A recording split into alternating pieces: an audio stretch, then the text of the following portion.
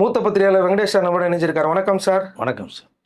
இப்போ இறுதியாக ஜனநாயகன் திரைப்படம் பார்த்தீங்கன்னா திரும்பவும் முதலேருந்து ஆரம்பிக்கிறாங்க. முதலேருந்து வாங்க நம்ம என்கொயரி போகலாம் அப்படின்னா, அந்த முதலேருந்து ஆரம்பித்தா படம் வர்றதுக்கே 6 மாதம் ஆகும். இப்போது விஜய் என்ன சார் கடைசியாக முடிவு எடுத்திருக்காரு? விஜயும் கேவிஎன் நிறுவனம் ஒரு அதிரடியாக ஒரு முடிவு எடுத்திருக்காங்க அப்படிங்கிற மாதிரிலாம் நியூஸ் வருது. இப்போ இந்த திரைப்படம் வெளிவருவதற்கு ஏதாச்சும் 1, 2 ஏதாவது ஆப்ஷன்ஸ் இருக்கா சார்? இல்லை, ஒரே முடிவு தான் சார். நேற்றைய தீர்ப்பு ரொம்ப எதிர்பார்க்கப்பட்ட தீர்ப்பு. இது இறுதியாக வந்துன்னு சொல்லி அவங்க ஒரு 3-4 டேட்லாம் ஃபிக்ஸ் பண்ணி வச்சுருந்தாங்க ரிலீஸ் பண்ணுறதுக்கு. பட் சென்சார் குழு அந்த அதிகாரிகள் ரொம்ப பிடிவாதமாக இருக்கிறத நேற்று நம்ம பார்க்க முடிஞ்சது. தீர்ப்பும் வேறு விதமாக வந்துருச்சு. என்ன ஒரே ஒரு சிக்கல் இருக்குன்னா சார், நேற்றைய அந்த தீர்ப்பு கொஞ்சம் மாறுதலாக வந்துருச்சு. ஜனநாயகன் படம் வராத ஒரு சூழ்நிலைக்கு தள்ளப்பட்டிருந்தான்னு நினைக்கிறேன் நான். ஏன்னா தனிநபர் கொடுத்த தீர்ப்பு அதை தள்ளுபடி பண்ணிட்டாங்க. இப்போது மீண்டும் ஒரு தனிநபர் நீதிபதி அமைக்கப்பட்டு அந்த விசாரணை ஆரம்பத்திலேருந்து வரணும்னு சொல்லிட்டாங்க. இப்போ ஆரம்பத்திலேருந்து வரதா இருந்ததுன்னா உங்களுக்கு முதன்முறையாக அந்த விசாரணை பண்ணுறது மாதிரி இருக்கும். இதை சென்சார் போர்ட் யார் யார் பார்த்தது, என்னென்ன விஷயம் நடந்தது, நீங்கள் என்னென்ன சொல்லியிருக்கீங்க, என்ன காரணம் அப்படிங்கிற அளவுக்கு அந்த விசாரணை ஆரம்பமாகும். திரும்பி கேவிஎன் ப்ரொடக்ஷன்ஸ் ஆரம்பத்தில் என்ன சொன்னாங்களோ அதை ஓப்பன் பண்ண வேண்டியது வரும். ஏன்னா இப்போ தனி நீதிபதினா அவர்களுக்கு எதுவும் தெரியாது. அப்போ அந்த முதற்கட்ட விசாரணை ஆரம்பமாகும். இதுக்கு காலதாமதங்கள் ரொம்ப எடுக்கும். அப்போ இவர்கள் ஆல்ரெடி கொடுத்த கட்ஸு இதை நான் கட் பண்ணிவிட்டு அவங்க சொல்கிறது மாறி மாறி மாறி மாறி போகும் இந்த கேஸ். அப்படின்னு பார்த்தீங்கன்னா கிட்டத்தட்ட இது திரும்பி தேதி மறு தேதி ஒத்தி வைக்கப்பட்டு இதெல்லாம் நீங்கள் முடிச்சுட்டு வாங்கன்னு சொன்னால் அது ஒரு 10-15 நாள் ஆகிடும். ரிவைசிங் கமிட்டி அவங்க போயிட்டு வந்தாங்கன்னா அதுக்கு ஒரு 10-15 நாள். கிட்டத்தட்ட ஒரு மாத காலத்திற்கு மேற்பட்டு ஆகிறதுக்கான வாய்ப்புகள் நிறையா இருக்குது. இப்போ எனக்கு தெரிந்த வரைக்கும் சார், நேற்று தீர்ப்புக்கு பிறகு பார்க்க போனால் ஒரே ஒரு விஷயந்தான் சார். நீங்கள் கேட்டதுக்கு கேவிஎன் ப்ரொடக்ஷன்ஸ் கோர்ட்டில் கேஸ் ஃபைல் பண்ணியிருக்காங்க. அந்த கேஸை எதுவுமே வேண்டாங்க, நான் கேஸை வாபஸ் வாங்கிக்கிறேன். சென்சார் போர்டு அதிகாரிகள் மீண்டும் ஒரு முறை படம் பார்க்கணும்னா மறு ஆய்வுக்கு போகட்டும். எப்போ படம் பார்க்குறோங்களோ பார்க்கட்டும். எனக்கு என்ன கட்ஸு தேவைன்னு சொல்கிறாங்களோ நான் பண்ணித்தர ரெடியாக இருக்கேன் அப்படின்ற ஒரு வார்த்தையை சொல்லப்பட்டால் கண்டிப்பாக ஒரு 15 நாட்களுக்குள்ளாக அவர்கள் பார்த்து சர்டிஃபிகேட் தர வாய்ப்புகள் நிறையா இருக்கும். அதை மீறி நாங்கள் கோர்ட்லேயே பார்த்துக்கிறோம் அப்படின்னு மாதிரி கேவிஎன் ப்ரொடக்ஷன்ஸ் நிறுவனம் கொஞ்சம் பிடிவாதம் அவர்கள் இருந்துட்டாங்கன்னா கண்டிப்பாக அதற்கு வாய்ப்பே இல்லை. அடுத்த மாதம் கூட வாய்ப்பு இல்லை, மே மாதம் வரைக்கும் கூட ரிலீஸ் ஆகிற வாய்ப்புகள் கம்மி. ஸோ இப்போ உயர்நீதிமன்றத்தில் இருக்கிறது உச்சநீதிமன்றத்துக்கு போகும் உங்களுக்கு. அதை அப்போ இப்படியே போனால் என்ன வழக்கம் உங்களுக்கு? அதை இதுக்கு ஒரு முடிவே வராது. அப்போது படம் ரிலீஸ் ஆகிறதுனுடைய யார்கிட்ட இருக்குது அப்படின்னா கேவிஎன் ப்ரொடக்ஷன் மட்டும்தான் இருக்குது.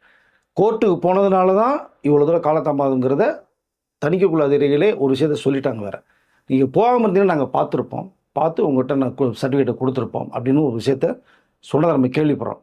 அப்படிங்கும்போது இது வளர விடாமல் இது ஒரு முற்றுப்புள்ளி வைக்கணும்னா தயாரிப்பு நிறுவனம் மட்டும்தான் இருக்குது. இப்போ அடுத்ததாக பார்த்தீங்கன்னா இந்த 2 சிக்கல்லையும் தாண்டி இப்போ இந்த படத்தை என்ன பண்ணுறதுக்கு வாய்ப்பு இருக்குது? இல்லை சார், என்னென்னா இதுக்கு ஒரு எக்ஸாம்பிள் சொன்னோம்னா நம்ம கமல்ஹாசன் அவர்களுடைய விஸ்வரூபம் படம் ஒரு மேட்டர் இருக்குது சார். இப்போ அவருக்கு ஒரு மேடையில் பேசும்போது ஒரு யதார்த்தமாக ஒரு விஷயத்த சொன்னார். வேட்டி கட்டிய ஒரு மனிதர் தான் தமிழகத்திலோட முதலமைச்சர் ஆகணும்னு ஒரு விஷயத்த சொல்லிட்டார். யதார்த்தமாக சொன்னாரா, அதை பிளான் பண்ணி சொன்னார், ரெண்டாவது விஷயம். இங்கே தான் அவருக்கு செக் வைக்கப்பட்டது. மிகப்பெரிய அளவில் பிரச்சனை உருவாச்சு. படம் பார்த்ததுக்கு பிறகு உங்களுக்கு அதில் மத விஷயத்தை நிறைய ஃபோக்கஸ் பண்ணியிருக்கீங்க, இது இருக்குது அது இருக்குது இது இருக்குன்னு சொல்லி படத்தை வெளியே விடாமல் தட்டுறா. கமல் இது எதிர்பார்க்கல. கமல்ஹாசன் கொடுத்த ஸ்டேட்மெண்ட்டே பார்த்தீங்கன்னா, நான் தமிழ்நாட்டிலே இல்லை இந்தியாவில் வெளிநாட்டில் போய் தங்கிறேன், நான் இனிமேல் இங்கே வாழ முடியாதுன்னு ஒரு ஸ்டேட்மெண்ட்டை கொடுத்தார். அவ்வளோ பிரச்சனை விஸ்வரூபத்துக்கு உருவாச்சு. ஆனால் அதற்கு ஒரு குரல் கொடுத்தார், விஜயும் குரல் கொடுத்தார். அது ஒரு பக்கம். ஆனால் இந்த படத்தினுடைய வெளிநாடுகள்லாம் படம் ரிலீஸ் ஆகிற ஒரு சூழ்நிலைக்கு தள்ளப்பட்டுச்சு. ஒரு வழியே கிடையாது. பிஸ்னஸ் பண்ணி இருக்கிற காசை பூரா போட்ட விஸ்வரூபத்தில். அப்போது அவர் எடுக்கணும், கடனாளி ஆகிறார். இப்போ வெளிநாட்டில் இந்த படம் ரிலீஸ் ஆகிடுச்சு. ரிலீஸ் ஆகி எல்லாம் போகும்போது பார்த்தீங்கன்னா அது சிடி மூலமாக இங்கே ஆட்டோமேட்டிக்காக நம்ம இந்தியாவுக்குள்ளே உள்ளே வந்துருச்சு. அதை பார்த்தவர்கள் நிறைய பேர் பிரமிச்சு போனாங்க. ஒரு அருமையான ஒரு படம், ஒரு பிரம்மாண்டமாக இருக்குது, இது பிக் ஸ்க்ரீனில் பார்த்தா தான் நல்லாயிருக்கும் அப்படிங்கிற ஒட்டுமொத்த ஒப்பீனியன் மாறுது. இப்போ கமல்ஹாசன் கூட டிடிஹெச் அவர் எப்பவுமே புதுமை விரும்பி ஒரு புதுசாக ஒரு விஷயத்தை சொல்ல புரியாது. விஸ்வரூப படத்தையும் டிடிஹெச்சில் ரிலீஸ் பண்ணுறேன் நான், அந்த பேச்சுவார்த்தையும் போச்சு. வேண்டாங்க அப்படிலாம் பண்ணீங்க அப்படின்னா படத்தினுடைய குவாலிட்டி தெரியாமல் போயிடும். இவ்வளோ பல பிரச்சனைகளுக்கு நடுவில் அந்த படம் இறுதியாக தியேட்டரில் வந்துச்சு, ஒரு மிகப்பெரிய வெற்றி பெற்றுச்சு. பட் அதே மாதிரி தான் இப்போ சூழ்நிலை ஜனநாயகன் படத்துக்கு உருவாகிருக்கு. இப்போ ஜனநாயகன் படம் வந்து ஒருவேளை இந்தியாவில் ரிலீஸ் ஆகாமல் வெளிநாட்டிலலாம் சென்சார் பண்ணி ரெடியாக இருக்காங்க. இப்போ வெளிநாடுகள் எல்லாம் என்ன மாதிரியான சர்டிஃபிகேட்ல வழங்கப்பட்டது சார்? இல்லை, அங்கே ஆல்ரெடி எல்லாமே சென்சார் எல்லாம் முடிச்சு யூஎஸ் சர்டிஃபிகேட் கொடுக்கப்பட்டதா ஒரு தகவல் சார். அவங்க ரெடியாக இருக்காங்க ரிலீஸ் பண்ணுறதுக்கு. நீ இங்கே காலதாமதமாகிறதுனால அங்கே எல்லாம் ரிலீஸ் பண்ணால் வெயிட் பண்ணிகிட்டே இருக்காங்க. இப்போ அவங்க வேறு நெருக்கடி கொடுக்க ஆரம்பிக்கிறாங்க எல்லாத்துமே. நீங்கள் பண்ணுறீங்களா பண்ணலையா இல்லை பேமெண்ட் கொடுக்குறீங்களான்ற அளவுக்கு ஒரு விஷயம் பேசப்பட்டு இருக்கு. இப்போ ஒரு வேளை விசுரோ மாதிரியே வந்து ஜனநாயகன் படம் வெளிநாட்டு ரிலீஸ் ஆகிடுச்சுன்னா அப்போயாவது கொஞ்சம் லேட்டாக வந்துச்சு. இப்போ அடுத்த வித்தின் ஒரு 3 ஹவர்ஸில் இங்கே வெளில வந்துடும் படம். சிடியாகவோ மொபைல் மூலமாகவோ தனி ஒரு ஆப் மூலமாக வெளில வந்துடும் உங்களுக்கு. அதுக்கு நிறைய ஆப்பு வெளிநாட்டில் உட்காந்து ரெடியாக இருக்காங்க, டக்கு டக்குன்னு தட்டி விட்ருவாங்க. ஸோ அதுவும் மிகப்பெரிய ஒரு சிக்கல். நீங்கள் போட்ட படம் 400 கோடிலாம் எடுக்க முடியுமானா சிரமமாயிடும் உங்களுக்கு. திருட்டு இதில் பாட்டு போயிடுவாங்க. இப்போ ஓடிடிக்கு பண்ணலாமா அப்படிங்கிற ஒரு ஆப்ஷன்ஸ் கூட போய்கிட்டு இருக்குது. அதற்கும் சில சிக்கல்கள் இருக்குது. அதுக்கு ஒரு சென்சார் தேவைங்கிற மாதிரியான ஒரு பேச்சுவார்த்தையும் போயிட்டுருக்கு. அப்படி ஒருவேளை ஓடிடி நாங்கள் பார்த்துக்குறோம், சென்சார் நாங்கள் பார்க்குறோம், எங்களுக்கு நீங்கள் கொடுங்க, அக்ரிமெண்ட் போடுங்க, மாற்றுங்க, எவ்ரிதிங் ஓகே அப்படிங்கிற மாதிரி அவங்க பேசப்பட்டால் ஒருவேளை கேவின் ப்ரொடக்ஷன் ஒத்துழைக்கின்றது. ஓகே நீங்கள் பண்ணுங்கன்னு சொல்லி அக்ரிமெண்ட்டை மாற்றி கொடுத்தாலும் அவர்கள் அந்த ஒரு போராட்டம் இருக்குது. ஆனால் போராட்டங்கள் கண்டிப்பாக தொடரும். இது ஒரு முற்றுப்புள்ளி வைக்க முடியாது. அடுத்தடுத்து செயின்லிங் மாதிரி போய்கிட்டே இருக்கும். பட் அதனால் இது வந்து ரிலீஸ் ஆகிறதுக்கான ஆப்ஷன்ஸுங்கிறது வந்து ரொம்ப 1 2 3 கம்மியாக இருக்குது சார். ஒரே விஷயந்தான், தயாரிப்பு நிறுவனம் வாபஸ் வாங்கணும். ஸோ தணிக்கை உள்ளதில் நீங்கள் எப்போ ரிவைசிங் பண்ணி போகிறோம் நீங்கள் பாருங்கள், பார்த்துட்டு எனக்கு நீங்கள் சொல்லுங்கள், நான் பண்ணிக்கிறேன் அப்படிங்கிற அளவுக்கு சொல்லப்பட்டால் இது உடனடியாக ஒரு தீர்வு வரும். படம் எழுத வாய்ப்பு இருக்குது சார். விஜய் வந்து படம் ஆரம்பிக்கிறதுக்கு முன்னாடி ஏதாவது பிரச்சனை வந்ததுன்னா இந்த படத்தை நான் டேக் ஓவர் பண்ணுறேன் அப்படின்னு இருந்தார். இப்படியே தொடர்ந்துச்சு அப்படின்னா எல்லாரும் ரீஃபண்ட் கேட்க ஆரம்பிச்சிட்டாங்க. விஜயோடைய முடிவு, கேவியனுடைய முடிவு என்னவா இருக்கும் இறுதியாக? இல்லை, அதான் கேவின்ட்ட வந்து ஆல்ரெடி வந்து தன்னுடைய இறுதி படம் பல சிக்கல்களை சந்திக்கும், கண்டிப்பாக அது வாய்ப்பு இல்லைங்கிற அளவுக்கு விஜய் அவர்கள் கேவின்ட்ட பேசப்பட்ட விஷயமும் இருக்குது. என்ன இப்போ கிட்ட 400 கோடி செலவு பண்ணி 500 கோடி வரைக்கும் பிஸ்னஸ் பண்ணப்பட்ட ஒரு விஷயம். விஜய்க்கு 225 கோடி சம்பளமாக பேசப்பட்டிருக்கு. பட் இதுக்கு மீறி நெருக்கடிகள் அதிகமாக வந்துகிட்டே இருக்குது. இப்போ அமேசான் கூட இப்போ கேஸ் போட போகிறதா சொல்லிட்டாங்க. வாங்கினவங்களாம் வந்து எனக்கு அமௌண்ட்டு ரெடி, அதாவது இன்னும் குறைச்சி கொடுங்கன்ற அளவுக்கு போகிறாங்க. 1 மாதம் வட்டி வேறு ஸோ கொடுக்க வேண்டிய சூழ்நிலைக்கு தள்ளப்படுறாங்க. அப்படிங்கும்போது வந்து ஒரு வேளை இந்த கேவின் படம் தயாரித்த ஜனநாயகன் படத்தை விஜய் வந்து டேக்கப் எடுத்துட்டாருன்னு வச்சுக்கோங்க, அவர் நான் எடுத்துக்கிறேன் அப்படி மாதிரி சொல்லப்பட்டால் அதற்கு வேண்டிய பணத்தை அவர் எல்லாமே ஆல்ரெடி வந்து இதில் என்ன நஷ்டம் வருதோ வட்டி வருதோ நான் செய்யணுன்ற ஒரு வாக்கு ஒன்று கொடுத்துருக்காரு கேவின்ட்ட. அது ஒரு பக்கம் இருக்குது. பட் இதுலேருந்து முழுசாக முற்றுப்புள்ளி வைக்கணும்னா ஒன்று கேவின் ப்ரொடக்ஷன்ஸ் வாபஸ் வாங்கி சென்சார் போல விட்டுறணும்.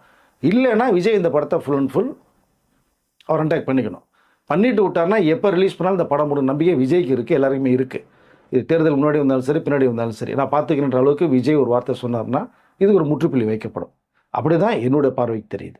இப்போ இந்த படம் வந்து எல்லாத்தையும் முடிச்சுட்டு வருது, சென்சார் முடிச்சுட்டு வந்த உடனேயே இப்போது எலெக்ஷனுடைய டேட் அனௌன்ஸ்மெண்ட் பண்ணிட்டா அப்புறம் திரும்பவும் சிக்கல சார்? அது ரொம்ப சிக்கல், படம் வராது. ஏன்னா இது பிரச்சார படமாக மாறும். இவர் கட்சி தலைவராக இருக்கிறதுனால இந்த படம் மக்கள்கிட்ட போய் ரீச் ஆக, மக்கள் பார்த்தாங்கன்னா இப்போ ஏற்கனவே ஒரு 10 ஓட்டு இருக்குன்னா அப்படியே வந்து 30 ஓட்டாக மாறதுக்கு வாய்ப்புகள் இருக்கும். அந்த மாதிரி கதைகள் அமைக்கப்பட்டிருக்கு உங்களுக்கு. சொல்ல இந்த படம் வந்துன்னா விஜய்க்கு மிகப்பெரிய ப்ளஸ். அதனால் தேர்தல் அனௌன்ஸ்மெண்ட்டுக்கு முன்னாடி வந்தால் தான் இந்த சிக்கல்களில் விஜய் அவர்களும் கேவின் ப்ரொடக்ஷன்ஸ் நிறுவனமும் இது உடனடியாக தீர்த்தால்தான் தேர்தல் அறிவிப்புக்கு முன்னாடி இந்த படம் வெளியே வரும். ஒருவேளை நெக்ஸ்ட் மந்த் அனௌன்ஸ்மெண்ட் கொடுக்குறது மாதிரி வேறு இருக்காங்க. கொடுத்துட்டாங்கன்னா அந்த படம் எலெக்ஷன் வரைக்கும் கண்டிப்பாக வரவே வராது. என்ன குட்டிக்கு நடித்தாலும் வராது. அப்படி என்ன மாதிரியான காட்சிகள் இருக்குது, எதனால் வந்து பார்த்தீங்கன்னா இதுக்கு எதிர்ப்பு வருது? இல்லை, இதில் சென்சார் போர்டு பார்த்ததுலேருந்து ஒரு நம்பர் கொடுத்த போகிறன்னு பேரில் தான் இருக்குது. என்ன போகிற கொடுத்துருக்காங்கன்னா ஃபஸ்ட்டு விஜயோட ஒரு இன்ட்ரடியூஸ் ஒரு சீன் ஒன்று வர்றது மாதிரி இருக்குது. அதில் எம்ஜிஆர் அவர்களை பார்த்துட்டு தான் விஜயோட என்ட்ரி வர்றது மாதிரி ஒரு காட்சி அமைப்பு உருவாகிருக்குது. எனக்கு நான் எம்ஜிஆர் ரூட்டில் தான் போகிறேன்னு சொன்னதுக்கும் இந்த படத்தினுடைய ஓப்பனிங் சீனு கிட்டத்தட்ட அப்படி தான் இருக்குது. அப்போது எம்ஜிஆர் அவர்கள் நீங்கள் காமிச்சிங்க அப்படின்னா அது என்ஓசி நீங்கள் வாங்கிட்டீங்களான்ற மிகப்பெரிய ஒரு கேள்விக்கு வைக்கப்பட்டிருக்கு. ஏன்னா அவரை நீங்கள் உபயோகப்படுத்துகிறதா இருந்ததுன்னா எங்களுக்கு அந்த சர்டிஃபிகேட் வேணும்ட்டாங்க. இப்போ அது ஒரு புறம். ரெண்டாவது பார்த்தீங்கன்னா இந்த வில்லன் பாயிண்ட் ஆஃப் வியூவில் வந்து ஒரு பீட்டம் ஒர்க்கு நான் பண்ண போகிறேங்கிற அளவுக்கு பேசி இந்தியாவே என்னுடைய காலடிக்கு கீழே தான் அப்படிங்கிற ஒரு டைலாக் வேறு வருது. ட்ரெய்லரில் பார்த்தீங்கன்னா தெரியும். அப்போது இதில் வந்து ஒரு பெரிய கேங்கே இறக்கி இந்தியாவை வந்து நாசப்படுத்துங்கிறது மாதிரியான ஒரு காட்சி இருக்கிறதா ஒரு கேள்வி. அதுக்குள்ளே உள்ளே வர்றவங்க வந்து இந்திய இராணுவ உடைகளை பயன்படுத்திட்டு வர்றதாக ஒரு தகவல் வருது. அப்போது நம்மளுடைய இராணுவ பாதுகாப்பு உடையில் தவறாக சித்தரிக்கப்பட்டிருக்கு அப்படிங்கிற அளவுக்கு தான் இந்த புகாரில் இருக்கிற மாதிரி ஒரு தகவலும் இருக்குது. அது ஒரு புறம். ரெண்டாவது மத சம்பந்தப்பட்ட ஸோ இது நிறைய இருக்குது அப்படிங்கிற தகவல். இதனால் இந்த 3 மேட்டர்களுமே நீங்கள் என்ஓசி வாங்கிட்டு இது சம்மந்தப்பட்டவர்கள்ட்ட எந்த பிரச்சனையும் இல்லை அப்படிங்கிற அளவுக்கு அந்த மத சார்பற்றவர்கள்ட்ட இது இல்லைங்க, ஒன்றும் படத்தில் இல்லை, வில்லன் பாயிண்ட் ஆஃப் தான் போகுது, ஹீரோ இதை பாசிட்டிவாக கொண்டு போகிற மாதிரி வருதுங்கிற மாதிரி அவர்கள் என்ஓசி கொடுத்தாங்கன்னா பிரச்சனை இல்லை. ரெண்டாவதாக இந்த இராணுவ உடைகள் சம்மந்தப்பட்ட அந்த லோகோலாம் வருது, ஸோ குறியீடுகள்லாம் வருது. இப்போ அது சம்மந்தப்பட்ட அதிகாரிகள் வந்து படம் பார்க்கணும், நமக்கு என்ன மாதிரி இவங்க ஃபோக்கஸ் பண்ணியிருக்காங்க, இதனால் நமக்கு டேமேஜ் இல்லை அப்படிங்கிற மாதிரி அவங்க ஒரு என்ஓசி தரணும். எதுவாக கொடுக்கப்பட்டாலும் தேர்ட் நோட்டத்தில் என்ன சொல்கிறாங்கன்னா, நாங்கள் பிளட்ரு பண்ணிடுறோம், நாங்கள் டோட்டல் அவுட் ஆஃப் ஃபோக்கஸ் காமிச்சிடறோம், மக்களுக்கு ரசிகர்களுக்கு புரியாத காமிச்சிடுங்கிற அளவுக்கு இவங்களுடைய தரப்பு இருக்குது.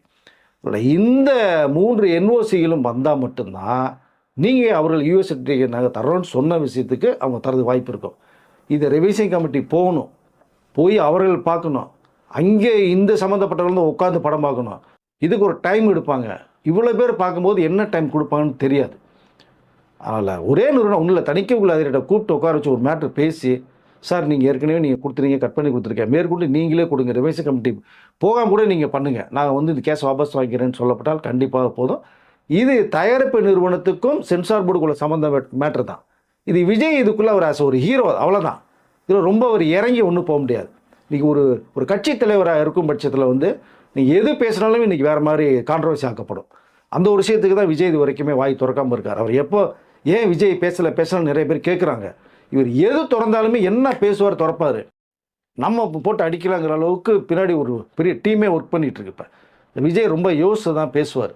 இது கேவின் ப்ரொடக்ஷன்ஸ் விஜய் தரப்பில் சொன்னது, நாங்கள் பார்த்துக்கிறோம் சார், முடியாத ஒரு பச்சை வரும்போது நான் உங்ககிட்ட வர்றோம் அப்படிங்கிற மாதிரியும் ஒரு சொல்லப்பட்ட ஒரு மெசேஜ் இருக்குது. அதனால் இந்த காட்சி அமைப்புகள் சென்சார் போர்டு தரப்பில் சொல்லப்பட்டு அதை ஒன்லி மீட் பண்ணி கட் பண்ணி தரதுக்கு ரெடியாக இருந்தாங்கன்னா இந்த பிரச்சனைக்கு ஒரு முடிவு வரும். எலெக்ஷன் தேதி அறிவிக்கிறதுக்கு முன்னாடியே வந்தால் தான் இது சிறப்பாக இருக்கும். எலெக்ஷனுக்கு பின்னாடி வந்தோன்னா என்னுடைய அந்த படத்தினுடைய அதான் என்ன சொன்னால் ஸோ அந்த கதைக்கிழமை மாறும் உங்களுக்கு. இப்போ விஜய்க்கு இது பாசிட்டிவாக போகுமா நெகட்டிவாக போகுமானே தெரியாது வேறு. அப்படிலாம் நிறைய விஷயங்கள் இருக்குது சார். அவங்க இவர் தான் முடிவு பண்ணணும், கேவின் தான் முடிவு பண்ணணும். இவர் வாயை திறக்க மாட்டேன்றாரு அப்படின்னு சொல்கிறாங்க, இவருக்கு பெரிய அழுத்தம் கொடுக்கப்படுகிறதுலாம் சொல்கிறாங்க. ஆனால் விஜய் எனக்கு எந்த அழுத்தமும் கொடுக்கப்படல அப்படின்லான்றாரு. அது வாய் வார்த்தை மாதிரி தானே இருக்குது. இல்லை, அழுத்தம் இருக்குன்ற ஒரு வார்த்தையை சொல்லிட்டார். அப்புறம் அந்த அழுத்தம் மக்கள் மேலே இருக்குன்ற மாதிரி சொல்லப்பட்ட ஒரு விஷயம் இருக்குது. ஆனால் இது வந்து நீங்கள் இந்த கரூர் மேட்ரு சிபிஐ என்கொயரிலாம் விட்டுருவோம். அது வந்து நம்ம அரசியல் ரீதியாக விசாரணைகள் போயிட்டுருக்கு, அது ஒரு பக்கம், இதுக்கு சம்மந்தம் இல்லை. ஜனநாயகன் படம் வெளிவராதுக்கு முக்கிய காரணம் அரசியல் அழுத்தம் கண்டிப்பாக இருக்குது, அதில் மாற்று கருத்தே இல்லை. ஏன்னா இவ்வளோ டைட் பண்ண வேண்டிய அவசியம் இல்லை. ஃபர்ஸ்ட் ஆஃப் ஆல் நீங்கள் இப்போ இது இருக்கக்கூடாது, கட் பண்ணுன்னா கட் பண்ண போகிறாங்க, கட் பண்ண முடியலன்னா படம் தர மாட்டேன்னு சொல்லிட்டாங்கன்னா முடிஞ்சு போச்சு. அப்போது தயாரிப்பாளர் முடிவு பண்ணிக்குவாங்க இதை. அப்போ இங்கே விஜய் அரசியலுக்கு வந்த ஒரு காரணத்தினால அரசியல் அழுத்தம் கண்டிப்பாக இந்த படத்திற்கு இருக்குது. நம்ம கூட்டணியில் விஜய் வந்துட்டாருன்னா இந்த பிரச்சனைகள் எதுவுமே வராது. ஓகே, விஜய் நம்ம சொல்கிறத கேட்டுட்டாரு, நமக்கு ஆதரவு கொடுத்துட்டாரு, சப்போர்ட் பண்ணிட்டாரு, ஒரு மேட்டருக்குள்ள உள்ளே போனான்னா ஜனநாயகம் ஈஸியாக வரும். அதை விஜய் செய்ய மாட்டார். ஏன்னா இந்த மூஞ்சை பார்த்தா அடங்கி போகிற மூஞ்சியான்னு வேறு கேட்டார் அவர். ஸோ அழுத்தம் இருக்குது, அதை ஜனநாயகன் படத்தில் ரொம்ப காமிக்கப்பட்டுக்கிட்டு இருக்கு, அரசியல் அழுத்தம். ஓகே, இப்போ இதுவும் ஒரு காரணமாக இருக்குது. விஜய் வந்து ஒரு தடவையாவது தன்னுடைய படத்துக்கு வாய்ஸ் கொடுத்தா நல்லா இருக்கும். நாங்கள் மற்றவங்க மட்டும் தானே பேசிகிட்டு இருக்காங்க, ஏன் அவர் பேச மாட்டேன்றாங்கன்னு சொல்கிறாங்க. இது அவருக்கு வாயிலேருந்து இன்னும் சில வார்த்தைகள் வந்து இன்னும் இந்த படத்துக்கு சிக்கலை ஏற்படுத்தணுன்ற காரணத்தை சொல்கிறாங்க. கண்டிப்பாக சார், அது வரும் இல்லை. இப்போ நீங்கள் வெறும் நடிகர் இருந்தால் குரல் கொடுத்துருப்பாருங்க. ஏன்னா கமல்ஹாசன் விஸ்வரூபத்துக்கு குரல் கொடுக்கலையா, அவர் கொடுத்தாரு. இவர் படத்துக்கு வரும்போதே குரல் கொடுக்கலையா? தலைவாக்கு வரும்போது ஜெயலலிதா மேல்கிட்ட போய் அவர் பேசலையா? அப்போ ஒரு நடிகராக இருந்தார், அதுக்கு வேண்டிய ஏற்பாடுகளை பண்ணார். பட் இப்போ அப்படி இல்லை. அவர் அரசியல் கட்சி தலைவர், மக்கள் செல்வாக்கு அதிகமாக இருக்குது, தமிழ்நாட்டினுடைய தன்னுடைய செல்வாக்கை காமிச்சிட்டாரு. ஓட் பேங்க் இன்க்ரீஸ் ஆகிட்டே போகுது. இந்த படத்தில் வந்து ரிலீஸ் ஆகிறதுனால மக்களுடைய ஆதரவு இன்னும் அதிகமாக போயிட்டுருக்கு, அவருக்கு சிம்பத்தி அதிகமாக போகுது. ஸோ இப்படி இருக்கும்போது இந்த படத்துக்கு ஜனநாயகன் படத்துக்கு ஒரு என்ன வாய்ஸ் கொடுத்தாலுமே அதை வந்து வேறு மாதிரி ட்விஸ்ட் பண்ணி கொண்டு போகிறதுக்கு ஒரு கேங் ரெடியாக இருக்காங்க. இப்போ அதனால தான் விஜய் வந்து மேக்ஸிமம் இதற்கு முடிவு, அதாவது கேவிஎன் ஒரு வார்த்தை சொல்லு, நீங்கள் ஒன்றும் பேச வேணாம் சார், முடிஞ்ச அளவுக்கு நாங்கள் ஃபைட் பண்ணி வாங்குறது பார்க்குறோம் சார், ஸோ நியாயமாக முறையில் அப்படின்னு சொல்லியிருக்கிறதுனால விஜய் அமைதியாக இருக்கார். அதில் பேசுகிறதுக்கு ஒரு சந்தர்ப்பம் வந்தால் கண்டிப்பாக விஜய் அப்பவும் பேசுகிறதுக்கு ரெடியாக இருக்கேங்கிற விஷயத்தையும் கேவின்ட்ட சொல்லியிருக்கார். இந்த படம் வந்து இவ்வளோ பிரச்சனை சந்திக்குது, எந்த நடிகருமே வாய்ஸ் தரல. ஆனால் மன்சூர் அலிகான் மட்டும் நேற்று பொங்கி எழுந்துட்டாரு, மற்றவங்க யாருமே வந்து பயந்து போய் அப்படியே அமைதியாக உட்காந்துட்டு. இல்லை, அவர்களுக்கு ஒரு அழுத்தம்ன்ற ஒரு காரணம் தான். விஜய் ஆதரவாக பேசுனாங்கன்னா அவர்களுக்கு மிகப்பெரிய அழுத்தம் வரும். நம்மளுடைய படங்களுக்கு சிக்கல் வந்தால் என்ன பண்ணுறது அப்படிங்கிறது தான் எல்லா பேருமே வந்து யோசிக்கிறாங்க. வெறும் நடிகராக விஜய் இருந்திருந்தாருன்னா கண்டிப்பாக எல்லா பேரும் குரல் கொடுத்துருப்பாங்க. இங்கே அதற்கு மேற்பட்ட ஒரு அரசியல் கட்சி தலைவராக போனதுனால அந்த வாய்ஸ் வராது. சுருக்கமாக 2-3 பேர் கொடுத்தாங்க. சிம்பு, ஜெயம் ரவி, ஜீவா, இப்போ டைரக்டரில் 2-3 பேர் டைரக்டர் தான் கொடுத்தாங்களே தவிர முழுமையாக விஜயனால் மிகப்பெரிய வளர்ச்சி அடைந்த லோகேஷ் கனராஜ், அட்லி, நெல்சன் கூட சொல்லலை. நீ 3 பேரும் நீ இருக்கிறதே விஜய்க்கு தான் காரணம். அவர்கள் கூட ஒன்றும் சொல்லலையே உங்களுக்கு. அப்போ எப்படி மற்ற நடிகர்கள் மற்ற எதிர்பார்க்க முடியும்? நம்ம எல்லாருக்குமே ஒரு பர்சனல் அழுத்தம் வந்து என்ன பண்ண முடியும்? அதனால் இதுக்கு மேக்ஸிமம் குரல் கொடுக்காம இருக்காங்க. இப்போ விஜய் வந்து இறுதியாக என்ன முடிவு எடுக்கிறதுக்கு வாய்ப்புகள் இருக்குது? ஒன்று ஓடிடியில் இது கொடுப்பாரா, அப்படி இல்லைன்னா வெளிநாடுகளில் ரிலீஸ் ஆகட்டும், இங்கே பேரலாக ரிலீஸ் பண்ணிட்டோம் அப்படிங்கிற மாதிரி சில நேரங்களில் இந்த படமே வெளியாகாது அப்படின்றது அட்லீஸ்ட் இப்படியாச்சும் வெளியாகட்டுமேன்ற முடிவு எடுக்க எத்தனை சதவீதம் வாய்ப்பு இருக்குது? இல்லை சார், விஜய் வந்து ஓடிடியில் பண்ணுறதுனால அவருடைய விருப்பம் இல்லை அவருக்கு. அவர் என்ன சொல்லிட்டார், இது தியேட்டர்களில் தான் வரணும், மக்கள் பார்வை கொண்டு போகணும் அப்படிங்கிறத தான் அதில் காட்சியங்கள் நிறைய பட்டிருக்கு. வசனங்கள் கூட தெரிக்கிற வசனங்கள் இருக்குது. அதில் டைரக்டர் வினோத் எழுதப்பட்ட வசனங்கள் அது விஜய் டைட்டில் வர்றது மாதிரி இருக்குது, வசனம் விஜய்ன்னு சொல்லி. ஏன்னா வினோத்துக்கு போட்டால் பெரிய ப்ராப்ளம் வரும்னு சொல்லிட்டு. ஸோ இப்படி அவர் பார்க்கும்போது வந்து தியேட்டருக்குள்ள வரணும் தான் ரொம்ப கஷ்டப்படுறாங்க. நேற்று முந்தினத்தை கூட திருப்பூர் செல்வராஜ் திருப்பூர் சுப்பிரமணியம் அவர்கிட்ட பேசும்போது கூட தியேட்டரில் வந்தால் தாங்க படம் சிறப்பாக இருக்கும், ஓடிடிலாம் வந்தால் இதுக்கு வேல்யூபிள் கிடையாதுங்க அப்படின்ட்டாங்க. நீங்கள் தியேட்டர் ஓனர்ஸில் நிறைய அக்ரிமெண்ட் போட்டு வச்சுட்டாங்க. இப்போ அக்ரிமெண்ட்லாம் திரும்பி ரெனியூவல் பண்ணணும், உங்களுக்கு அதை கேன்சல் பண்ணி புது அக்ரிமெண்ட் போடணும். அப்போ அவர்கள் என்ன அமௌண்ட் சொல்லுவாங்க, இவர்கள் என்ன சொல்லுவாங்க? ஸோ கேவின் ப்ரொடக்ஷன் தமிழ் தயாரிப்பாளர் இல்லை. ஸோ கன்னடத்துலேருந்து வந்து ஒரு படத்தை 4 கோடியை போட்டு தயாரிப்பார்கள். ஸோ அவரு கண்டிப்பாக மிகப்பெரிய அடி உழும். ஆனாலும் அந்த எல்லாத்தையுமே லாஸை வந்து விஜய் என்ன வருதோ, என்ன லாஸ் உங்களுக்கு வருதோ அதை நான் வந்து கண்டிப்பாக அதை சரி பண்ணிடுறேன்ற அளவுக்கு விஜய் சொல்லப்பட்ட ஒரு விஷயம் இருக்குது. அதில் இதுக்குள்ளே நிறைய சிக்கல்கள் ப்ராசஸ் இருக்குங்க. உடனடியாக இது என்னென்னா நம்ம இடியாப்பு சிக்கலோட மிகப்பெரிய சிக்கலுங்க இது.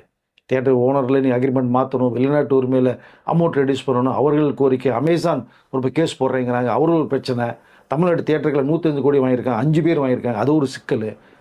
இவ்வளோ சிக்கலில் தாண்டி இந்த படம் ரிலீஸ் ஆகணும். இப்போ ஒரு அரசியலில் வந்தது ஒரே காரணத்தை ஒரு மனுஷனுக்கு ஒரு படத்தை போட்டு இந்த அளவுக்கு டர்ன் பண்ணால் ஒரு தயாரிப்பாளருடைய வழி தாங்க இது. 400 கோடி ரூபா போட்டு ஒரு தயாரிப்பாளர் வந்து படம் பண்ணுறாருன்னா அவருக்கு என்ன மாதிரி ஒரு ப்ரெஷர் வழி இருக்குங்கிறத தயவுசெய்து எல்லாம் புரிஞ்சுக்கணும்னு தான் சொல்ல வரேன். இருந்தாலும் அரசியல் வந்த ஒரே காரணம் தான், அரசியல் அழுத்தம் விஜய்க்கு இருக்குது.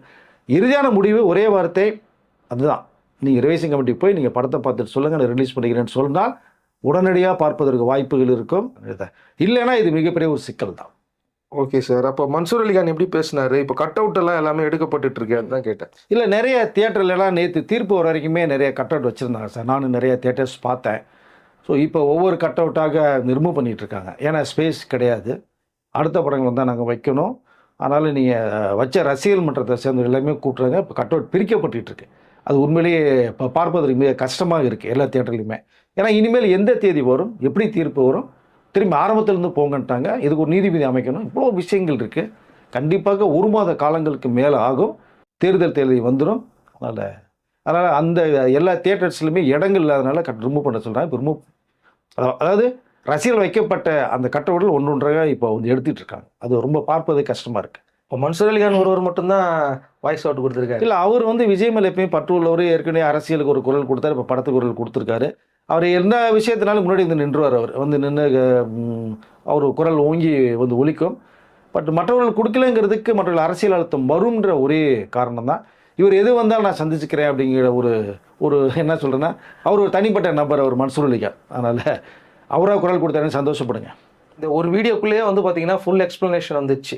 இந்த ஜனநாயகன் திரைப்படம் வருவதாக இருந்தால் என்னைக்கு வரும், அப்படி இல்லைன்னா என்னென்ன மாதிரியான வாய்ப்புகள் இருக்குது அப்படிங்கிறத ஃபுல்லாகவே இதில் நம்ம அப்டேட் கொடுத்துட்டோம். அடுத்த அப்டேட் என்ன வருதுங்கிறத நெக்ஸ்ட் வீடியோவில் பார்க்கலாம். Thanks sir. நன்றி சார்.